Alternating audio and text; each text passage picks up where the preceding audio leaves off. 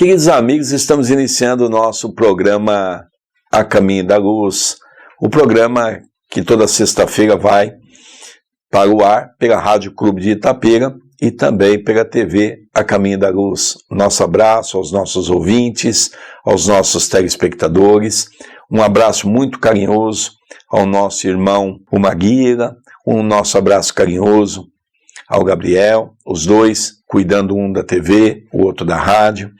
Um nosso abraço a você, que carinhosamente está sempre aí ouvindo, assistindo a nossa programação. Hoje, o programa é especial, porque é um capítulo daquele livro que nós estamos estudando, Nosso Lar, que é o capítulo 49, exatamente o tão sonhado e esperado momento de André Luiz visitar a sua casa. Logicamente, vai ter muitas surpresas, vai ter, depois de um ano de trabalho incansável nas câmaras de retificação, agora ele vai ter a oportunidade de ver e presenciar o drama familiar.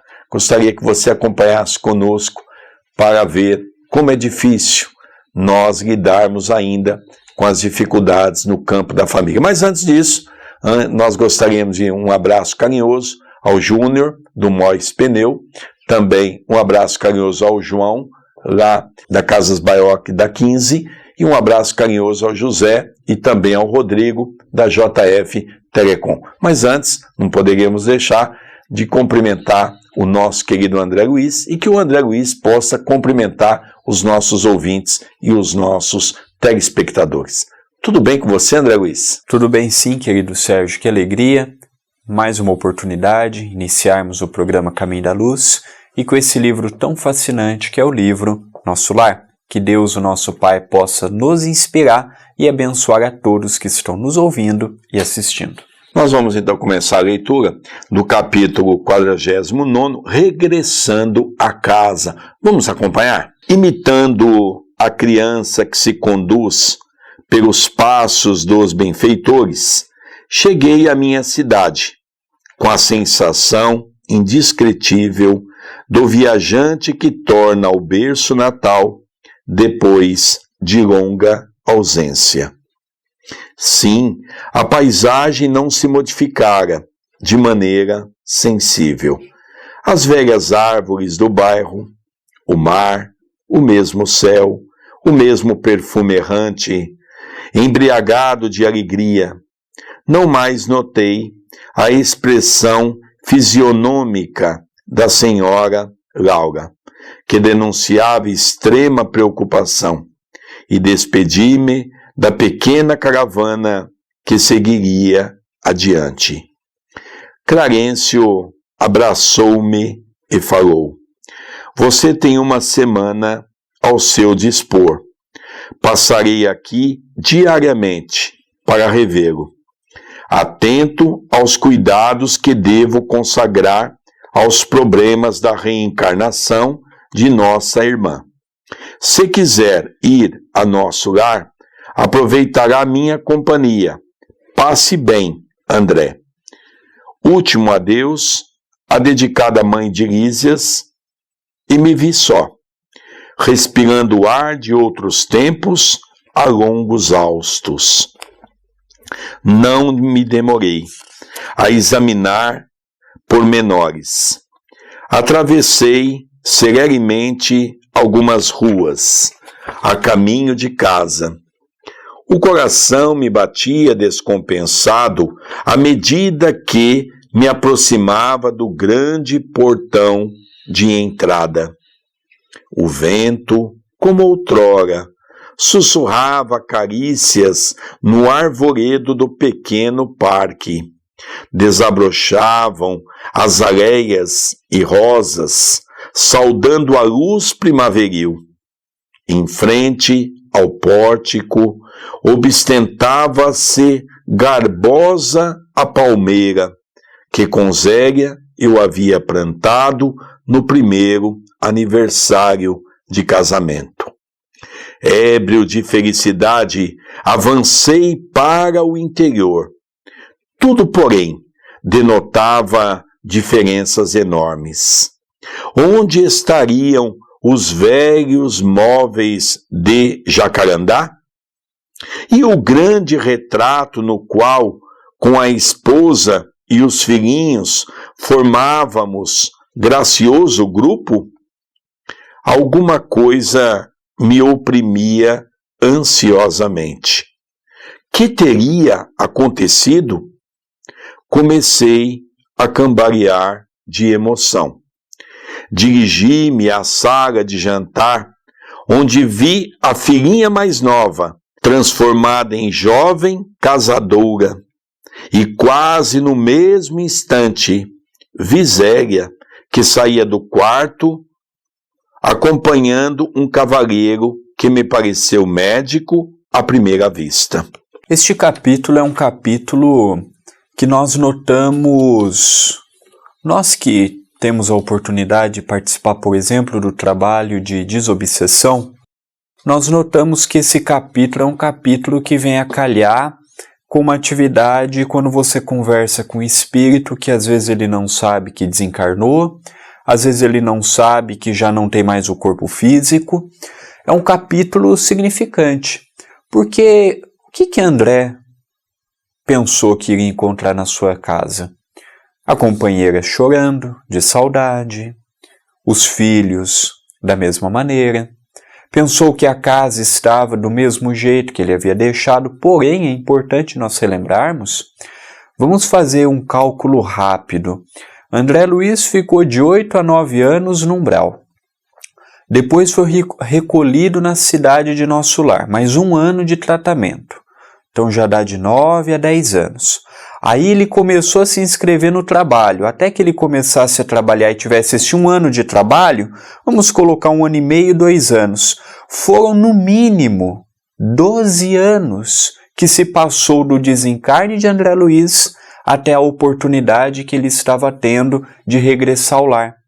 Seus filhos, muito jovens, sua companheira, também jovem, muitas vezes uma necessidade afetiva, uma necessidade de um companheiro, fez com que aquela companheira viesse, como veremos daqui a pouco, a se consorciar novamente. Mas ele, na sua ilusão, imaginava que eles estavam parados no tempo, saudosos, não imaginando que a vida nem sempre é regida apenas pelos dotes financeiros, porque ele havia deixado para a família um grande legado material, e o legado emocional, e o legado afetivo. É o que iremos aprender no capítulo de hoje. E um outro fato, André, bastante interessante que nos chama a atenção, é essa frase que quando ele despede do ministro e de Lísias, há uma coisa aqui muito interessante que ele diz assim: e me vi só, respirando o ar de outros tempos a longos haustos.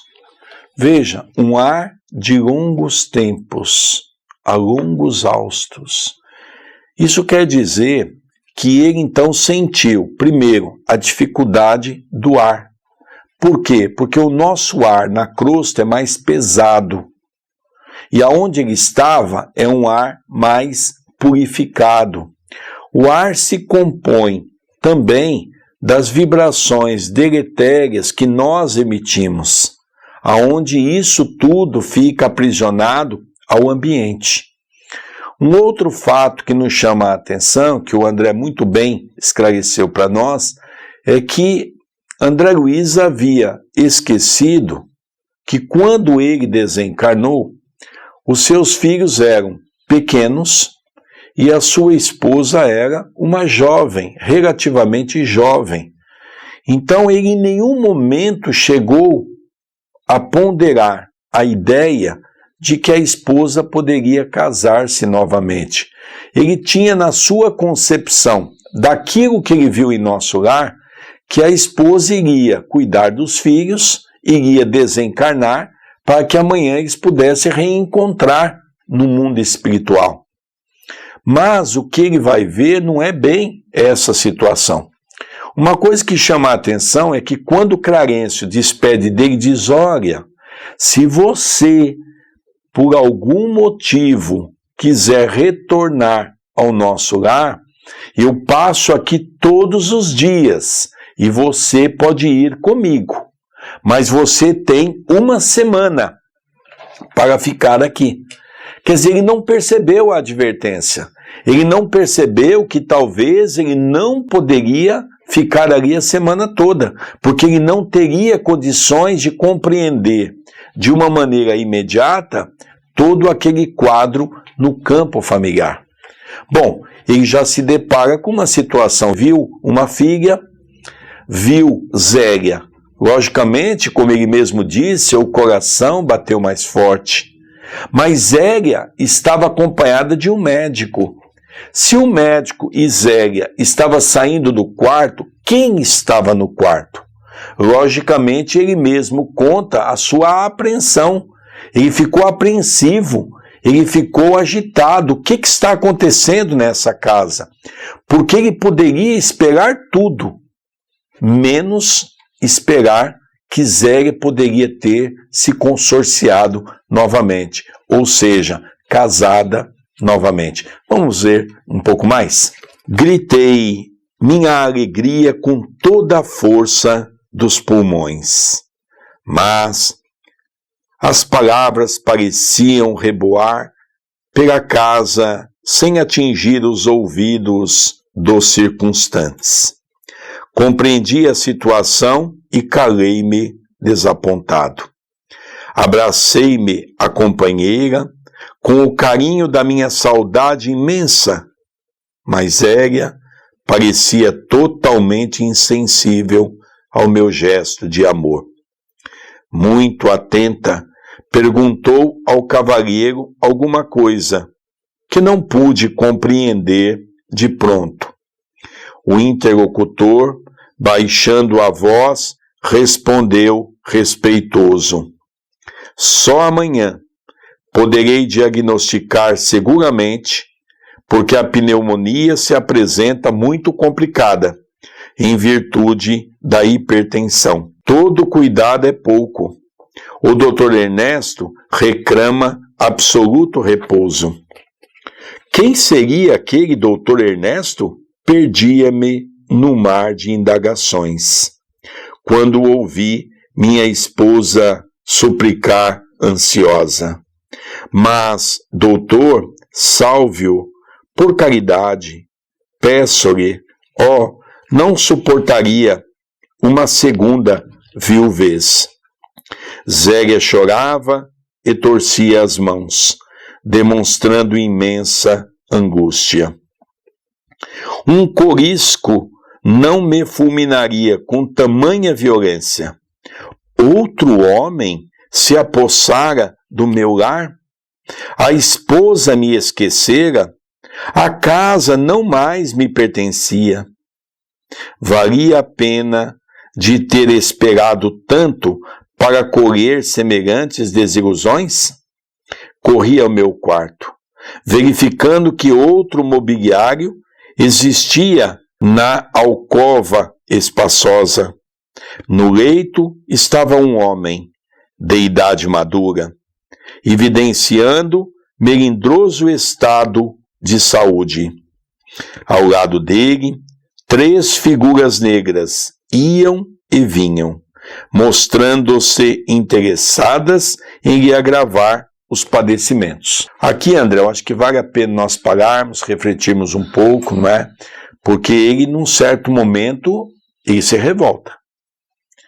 Porque isso é uma característica dos espíritos que ainda até conhecem Jesus, mas que não vivem Jesus. Vamos relembrar que André Luiz, até então, não é um espírito evoluído, não é um espírito de mérito algum. Está em nosso lar, por favor. Já teve alta, tinha que sair de nosso lar e voltado para a crosta. Ele, então, por misericórdia divina, é convidado para ficar em nosso lar, vai se adaptando em nosso lar, começa a trabalhar, ele então se anima com o trabalho, em ajudar ao próximo, mas até aí ele não conquistou a evolução, porque a evolução se conquista com a resolução dos nossos problemas, das nossas dificuldades. E aonde estão as nossas dificuldades? Com o nosso próximo. Então, é no lar, com o nosso próximo, que nós vamos perceber o quanto nós temos dificuldade. Então, ele ali estava começando a sentir uma coisa que muito tempo ele não sentia, raiva. Porque enquanto ele estava em nosso lar, todo mundo poupava ele dos problemas familiares, das dificuldades, estava tudo bem.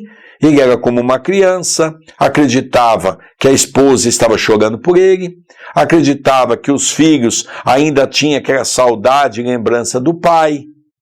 E agora ele começa a perceber que a esposa está chorando por outro homem. Ele não entende a situação. Num primeiro momento ele se sente o quê? Traído. Ele se sente como aquela criatura traída. Então, mas ele percebe algo a mais, André, que dentro da saga tinha 3 espíritos obsessores. Vamos falar um pouquinho sobre isso, porque vale a pena? Se nós notarmos a situação de André Luiz e nos colocarmos no lugar dele, talvez difícil do encarnado que à primeira vista não tenha uma atitude parecida ou igual à que André Luiz teve.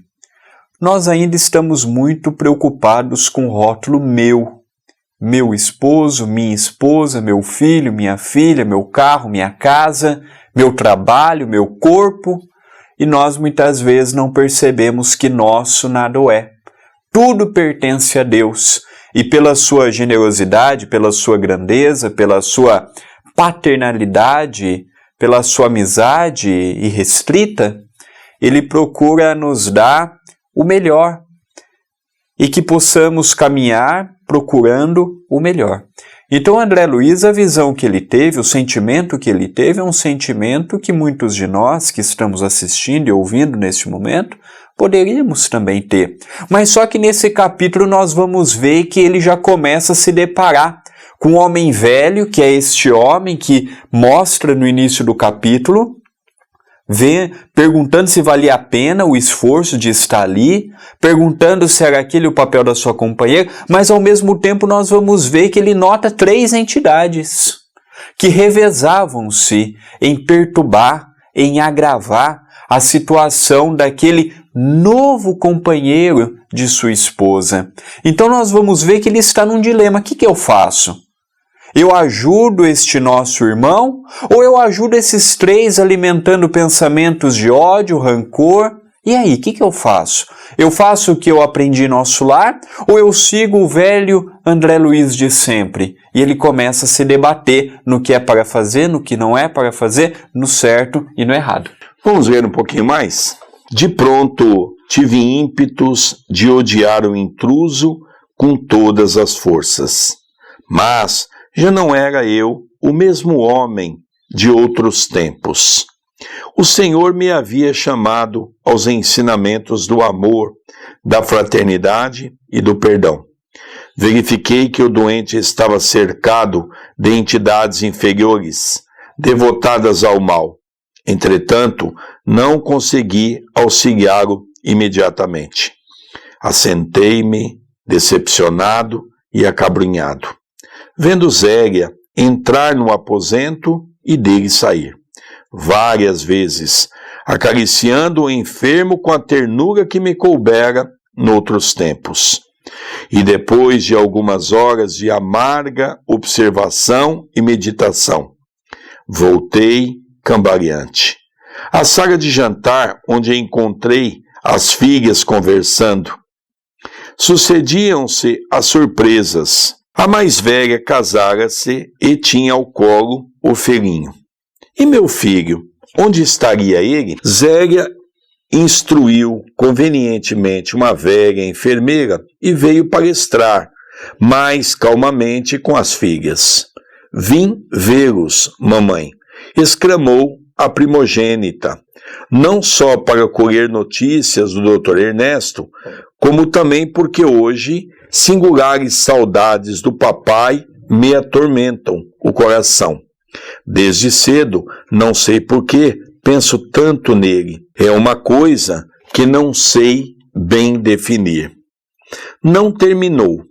Lágrimas abundantes borbotavam-lhe dos olhos.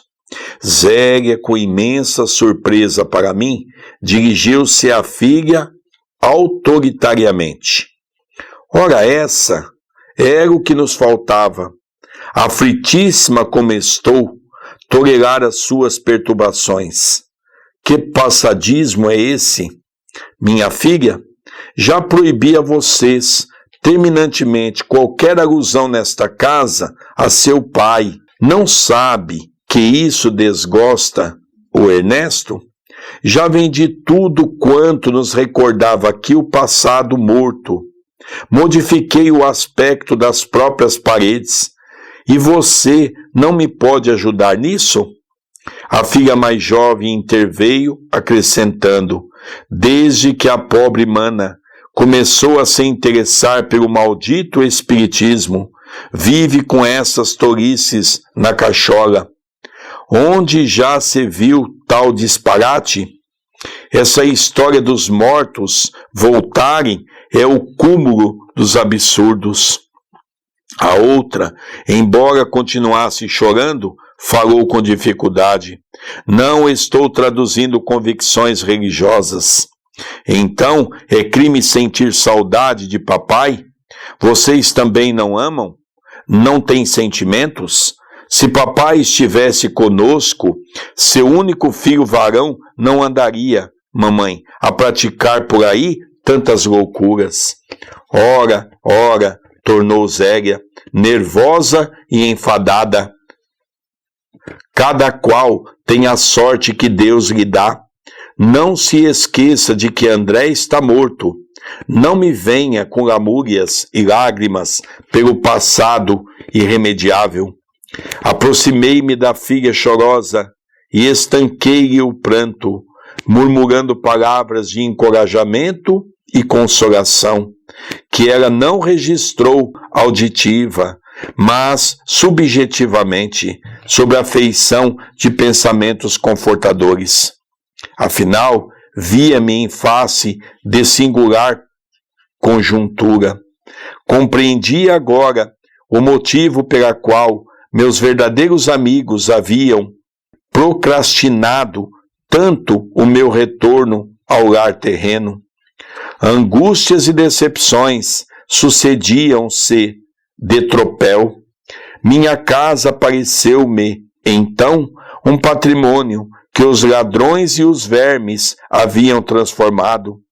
Nem haveres, nem títulos, nem afetos, somente uma filha ali estava de sentinela ao meu velho e sincero amor. Nem os longos anos de sofrimento, nos primeiros dias de além-túmulo, me haviam proporcionado lágrimas tão amargas.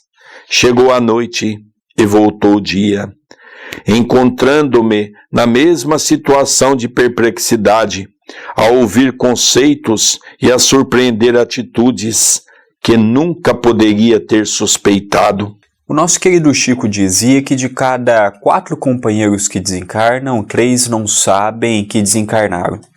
Mas um desses 4 sabem que desencarnaram.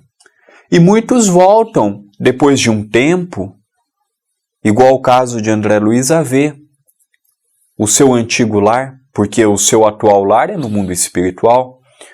E nós já paramos para analisar, porque quase todas as famílias já passou por uma situação dessa.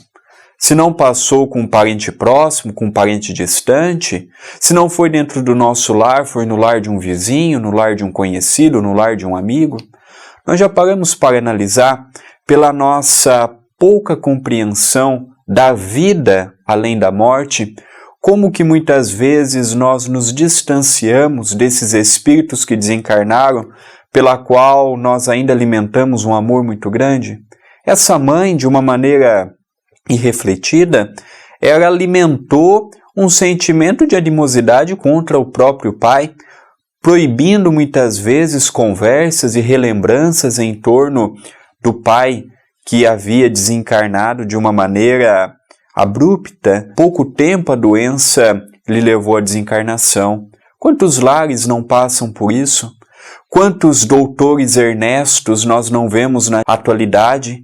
Quantos doutores Ernestos orgulhosos, não podendo falar às vezes o nome do pai, ou mesmo às vezes a situação é diferente, quem desencarnou não foi o pai, foi a mãe, e o pai casa-se novamente e proíbe aos filhos que fale da antiga companheira por conta da atual companheira. Nós já paramos para analisar como nós vivemos num mundo em que nós vivemos pelo convencionalismo, e ele percebeu que um filho, o filho tão amado, o filho homem, que no início do século XX era algo pelos pais, principalmente pelo pai ter um filho homem, era algo tão sonhado, tão desejado, havia se perdido nos labirintos da vida, às vezes por falta de uma mãe dedicada, às vezes por falta de relembrar os bons costumes que o pai, apesar de não ser um religioso, procurava sempre ser muito honesto, ser digno. Então, um capítulo para repensarmos. É interessante que conseguimos enxergar algumas coisas interessantes. A primeira é que ele percebeu que Zélia continuava aquele mesmo ser dedicado, dedicando-se ao Dr. Ernesto da mesma forma que dedicava-se a ele quando ele estava encarnado. Mas ele então tem uma surpresa muito grande, aonde ele se sente, de uma certa maneira, bastante envolvido quando ele descobre que ela havia casado pela segunda vez. Mas até aí, ele já estava relevando alguns pontos, porque nosso lar já havia trazido a ele alguns aspectos inerentes à sua transformação. Mas ele não esperava a atitude de Zélia, que, diga de passagem, foi uma atitude desonesta para com ele. Você se consorciar pela segunda vez não é problema. O problema é que você não tem, como o André muito bem colocou, o direito de fazer com que as pessoas que partiram sejam esquecidas, principalmente no tocante à questão de um filho e de uma filha. Ela cometeu um erro capital. Dela ter se consorciado novamente com o Dr. Ernesto é uma coisa. Dela ter sofrido as condições de que ele impôs, na qual ela deveria abandonar os filhos e nem relembrar dos filhos, isso aí é uma vergonha, é um desrespeito, porque passado ninguém modifica, a história ninguém modifica. E aí André Luiz sente uma pancada mais forte, porque ele ouve a conversa da mãe e das filhas, na qual uma delas estava começando a frequentar o movimento espírita, acreditando na imortalidade, na comunicabilidade dos espíritos. Quando então ele ouve aquela conversa e a mãe duramente repreender uma filha porque a filha estava com saudade do pai. Ora, meu Deus, que ignorância é essa? Como é que nós podemos repreender alguém que ama? Principalmente uma figura tão importante que é a figura do pai, é a figura de uma mãe. Dr. Ernesto poderia substituir o lar na condição de um marido, mas ele não pode substituir um lar na condição da substituição do pai. Ele pode sim substituir o pai dentro das questões dos compromissos da terra, mas dos compromissos sentimentais, não. Nós podemos ter aquela mulher que nós dizemos ser a nossa ex-esposa.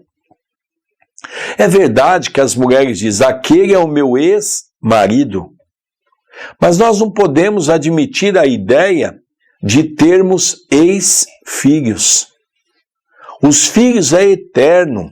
Os filhos Deus nos concedeu para a nossa grandeza de evolução.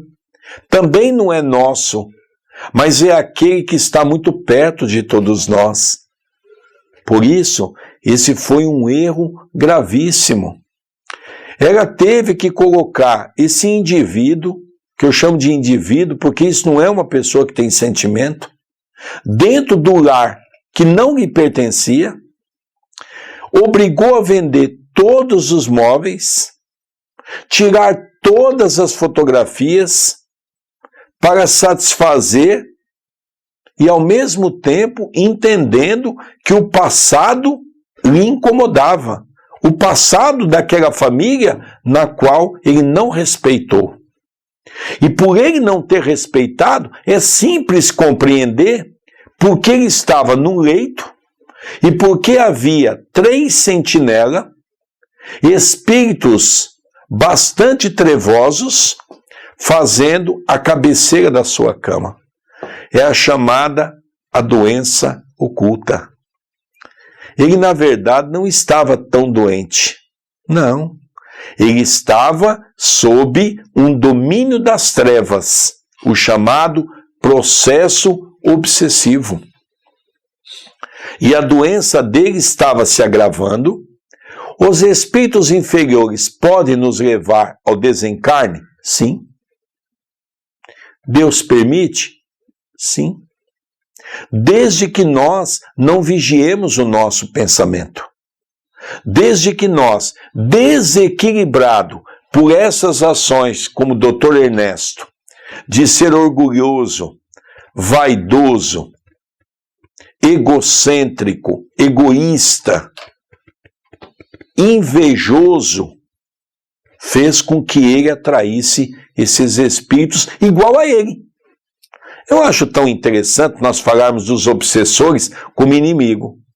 Os obsessores, na verdade, se você, querido amigo, for estudar profundamente a nossa doutrina de luz, você vai perceber que os obsessores não são os nossos inimigos. É exatamente os amigos que entram na nossa corrente de pensamento. Pensam igual a nós. Se eles são desequilibrados, é porque eles encontram um médium desequilibrado para atuar. Quando nós entendermos o Evangelho, e eu gosto muito do livro Respostas da Vida, numa mensagem de André Luiz, uma mensagem de Emmanuel, quando André Luiz diz que quando o homem conhecer profundamente as raízes do seu pensamento e trabalhar na senda do bem, todos os hospitais psiquiátricos da terra fecham-se às suas portas. Olha que belíssima frase. Então nós começamos a perceber o quanto nós somos doentes e, por sermos doentes, o quanto de doentes atraímos para perto de nós. Vamos ver um pouquinho mais, André? A tardinha, Clarencio passou, oferecendo-me o cordial da sua palavra amiga e reta. Percebendo meu abatimento, disse solícito: compreendo suas mágoas e rejubilo-me pela ótima oportunidade deste testemunho. Não tenho diretrizes novas. Qualquer conselho de minha parte, portanto, seria intempestivo. Apenas, meu caro, não posso esquecer que aquela recomendação de Jesus para que amemos a Deus sobre todas as coisas e ao próximo como a nós mesmos, opera sempre, quando seguida, verdadeiros milagres de felicidade e compreensão em nossos caminhos. Agradeci sensibilizado e pedi que me não desamparasse com o necessário auxílio. Olha que interessante esta parte, porque Clarencio, como havia combinado com André, Clarencio durante uma semana estava assistindo diariamente Dona Laura, que estava já no novo corpo, passando por todo o procedimento da readaptação, e ele estava também, Clarencio no íntimo, preocupado com André, porque desde que André foi socorrido por Clarencio e pela equipe espiritual, André nunca deu testemunho. É verdade que reencontrou aquele camarada que o seu pai havia lesado, é verdade que encontrou aquela moça que trabalhou na condição de uma doméstica na casa de seus pais e que ele havia comprometido o futuro daquela jovem.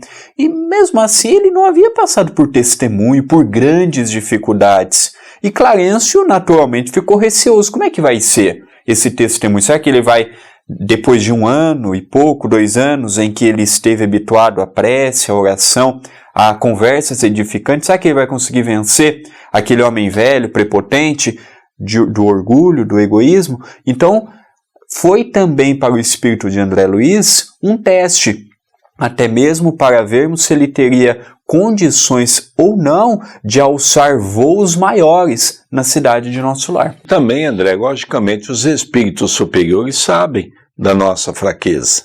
Sabem que ninguém sobe 2 degraus sem a possibilidade de cair. Nós temos que subir degrau a degrau. Assim também é a vida. Clarencio sabia que André Luiz era daquelas criaturas sistemática, que também era um pouco orgulhosa dentro de si, no sentido de achar que a família é um patrimônio que lhe pertence. Clarencio sabia que André iria baquear. Foi por isso que Clarencio então diz: amanhã eu volto. Você tem 1 semana, mas se você quiser retornar para Nosso Lar, poderá ir. Então, quando Clarencio vem no primeiro dia, logicamente ele havia sofrido todo um baque. Primeiro, da esposa ter se consorciado. E segundo, de ver a sua querida Zélia impondo às suas filhas que não sequer falasse o nome do pai, não se relembrasse do pai. O pai está morto, liquidado. E em terceiro, foi a surpresa de saber que o seu filho estava no caminho equivocado, no caminho errado, no caminho dos vícios. Foram 3 situações ao mesmo tempo que ele não imaginava que o seu desencarne havia desestruturado aquilo que ele chamava de um lar perfeito. Na cabeça dele, o seu lar era perfeito. Zélia lhe pertencia, os filhos lhe pertenciam. Vamos acabar com a leitura para que nós possamos então encerrar os nossos comentários. Clarencio sorriu e despediu-se. Então, em face da realidade, absolutamente só no testemunho, comecei a ponderar o alcance da recomendação evangélica e refleti com mais serenidade. Afinal de contas, por que condenar o procedimento de Zélia? E se fosse eu, o viúvo na terra, teria acaso suportado a prolongada solidão? Não teria recorrido a 1000 pretextos para justificar novo consórcio? E o pobre enfermo, como e por que odiá-lo? Não era também meu irmão na casa de nosso pai? Não estaria o lar, talvez, em piores condições, se Zélia não lhe houvesse aceitado a aliança afetiva? Preciso era, pois, lutar contra o egoísmo feroz. Jesus conduzira-me a outras fontes. Não podia proceder como homem da terra. Minha família não era apenas uma esposa e 3 filhos na terra. Era, sim, constituída de centenas de enfermos nas câmaras de retificação e estendia-se, agora, à comunidade universal. Dominado de novos pensamentos, senti que a linfa do verdadeiro amor começava a brotar das feridas benéficas que a realidade me abrira o coração. Olha que interessante. Todo o livro é interessante, todos os capítulos são muito interessantes, convidando-nos a repensar. Foi nesse momento em que Clarencio poderia dar um sermão dar uma palestra para ele, mas Clarencio se fez sucinto. Lembre-se, André, do que Jesus disse: ame a Deus e ao teu próximo. Então ele começou a repensar, ele começou a compreender que ele já não mais poderia alimentar aqueles velhos sentimentos que ele alimentava quando estava encarnado. Que era momento dele aproveitar porque a sua mãe havia se esforçado muito para que ele entrasse na cidade de Nosso Lar. Dona Laura, Lísias e todos os companheiros da Câmara de Retificação, no caso Tobias, no caso Narcisa, estavam cada um mostrando as suas dificuldades. E por que com ele seria diferente? Talvez, realmente, Ernesto foi muito intransigente, sua companheira acatou os seus pedidos como se fosse uma ordem, mas ali não era momento para julgamento, é momento para tomar uma decisão. O que eu faço?